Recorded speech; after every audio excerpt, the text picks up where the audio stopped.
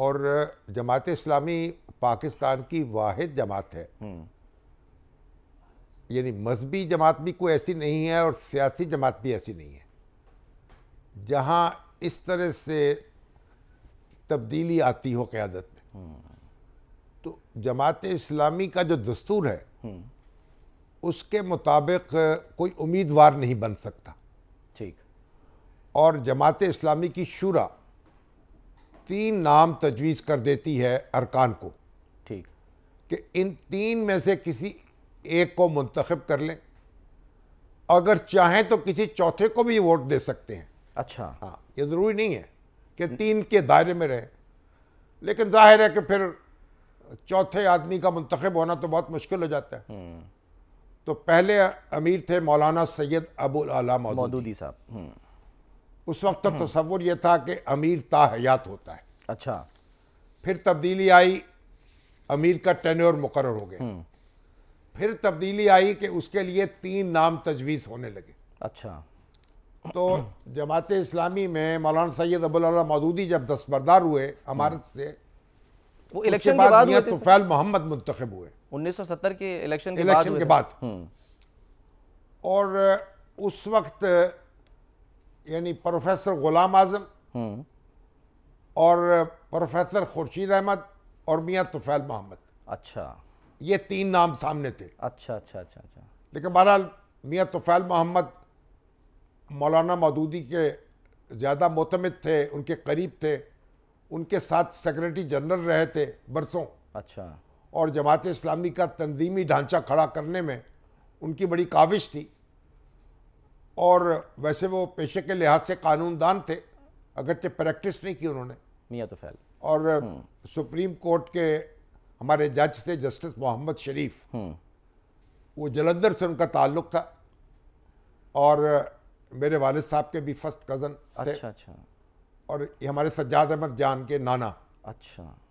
वो उनके साथ उन्होंने उनके चैम्बर में जालंधर से प्रैक्टिस का आगाज़ किया था। अच्छा। लेकिन बहरहाल फिर जमात इस्लामी में शामिल हुए और उसी के होकर रह गए। 72 से 87 तक रहे। फिर रहे और उसके बाद उन्होंने दस्तबरदारी इख्तियार कर ली। काजी हुसैन अहमद साहब मुंतखब हुए। फिर एक तवील अरसा तक काजी हुसैन अहमद रहे, मैं ख्याल तीन टर्म्स 15 साल, 87 से 2008 तक। हाँ जी। उसके बाद फिर सैयद मुनव्वर हसन आए जी। और सैयद मुनव्वर हसन वो वाहिद अमीर थे कि जिनको दूसरी टर्म नहीं मिली। और दूसरा अमीर मुंतखब किया, सराजुल हक साहब को मुंतखब कर लिया। कुछ कहते हैं कि बड़ा सख्त गिर मौक़िफ़ उनका जो है वो, हाँ। लेकिन वो भी जमात इस्लामी जमीयत तलबा के नाज़िम आला रहे। और सराजुल हक भी इस्लामी जमीयत तलबा के नाज़िम आला रहे। काजी हुसैन अहमद भी जमात इस्लामी जमीयत तलबा में सरगर्म रहे, अगरचे नाज़िम आला नहीं रहे। अच्छा। और अब जो हाफिज़ नईम साहब हैं, ये भी जमीयत में, ये भी इस्लामी जमीयत तलबा के नाज़िम आला रहे। कराची में कराची जमात के अमीर हुए। उसके बाद फिर ये उन्होंने कराची में इन्होंने अपना एक नक्श जमाया। और आप देखें कि बल्दियाती इलेक्शन लड़ा, जमात इस्लामी को मुतहर्रिक किया। अब इंजीनियर हैं NED यूनिवर्सिटी से और पेशे के लिहाज से, और यानी वो कोई उनका पस मंज़र जो है वो नहीं है किसी मजहबी यानी अदारे में तालीम नहीं हासिल की उन्होंने। और जमात इस्लामी जो है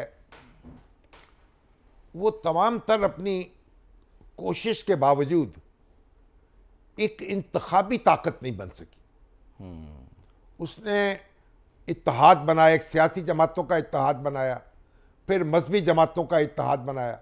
पाकिस्तान कौमी इत्तेहाद, अयूब खान के खिलाफ तहरीक चली, PDM, अच्छा। उसमें बड़ा सरगर्म हिस्सा लिया। फिर भुट्टो साहब के खिलाफ तहरीक चली, उसमें बड़ा सरगर्म हिस्सा लिया। फिर आप देखें उसके बाद मुत्तहिदा मजलिस अमल बनाई। और जमात इस्लामी एक इंतखाबी ताकत नहीं बन सकी। जब उसने मुत्तहिदा महाज बना के इंतखाब लड़े तो चंद नशिस्तें हासिल कर ली।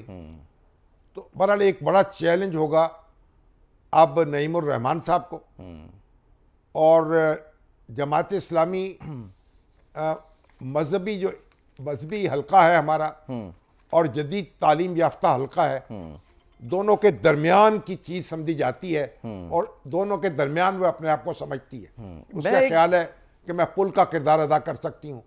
लेकिन काजी साहब के दौर, पहले तो मजहबी हल्कों से बड़ी ठनी रही जमात इस्लामी की, लेकिन काजी साहब के दौर में जो मजहबी हल्के हैं रवायती, उनसे ताल्लुकात बेहतर हुए। सही। और इससे पहले सियासी जमातों के साथ भी मुत्तहिदा महाज बने। पर अब जमात इस्लामी को एक चैलेंज दरपेश है, खिदमत के मैदान में, तालीम के मैदान में। खिदमत पे तो सर कहते हैं वो उसने बहुत आगे झंडे हैं। गाड़े हैं। हाँ। अल खिदमत फाउंडेशन की बुनियाद रखी। हाँ जी। और उसने एक आलमी शोहरत हासिल की माशाल्लाह। और इसी तरह तालीम के मैदान में भी उसके मुतल्लिकीन जो हैं वो कई अदारे चला रहे हैं और हस्पताल चला रहे हैं, रफ़ाए आमा के काम कर रहे हैं। लेकिन जमात इस्लामी क्या इंतखाबी ताकत बन सकती है? क्या उसे मुत्तहिदा महाज बनाना चाहिए? क्या उसे अकेले इंतखाब लड़ना चाहिए? क्या वो मौजूदा इंतखाबी निज़ाम को तब्दील करा सकती है? क्या मुतनासिब नुमाइंदगी इसमें इंट्रोड्यूस हो सकती है?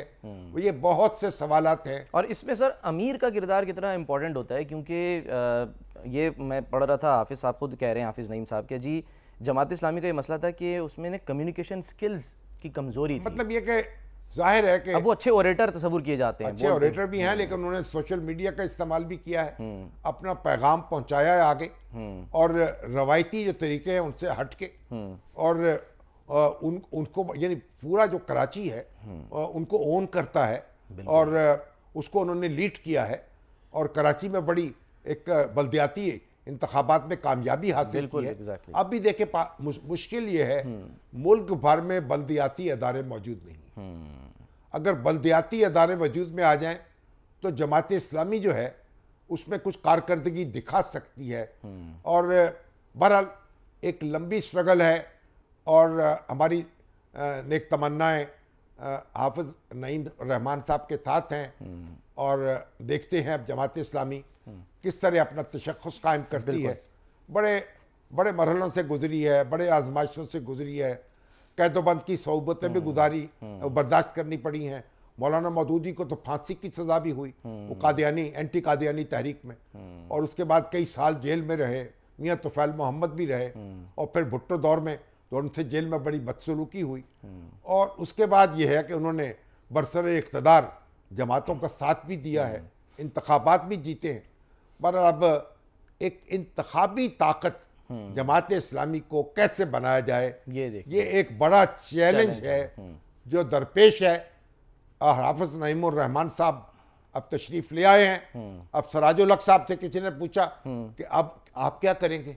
अच्छा, उन्होंने कहा मैं वही करूंगा जो पहले करता था, क्योंकि ज़िंदगी जो है हमने तो एक वक्फ कर दी है जमात इस्लामी के लिए, अकामते दीन के लिए, जो उनका तसव्वुर है अकामते दीन का, और उसके लिए वो वक्फ रहेंगे, जमात के कारकुन के तौर पर काम करेंगे।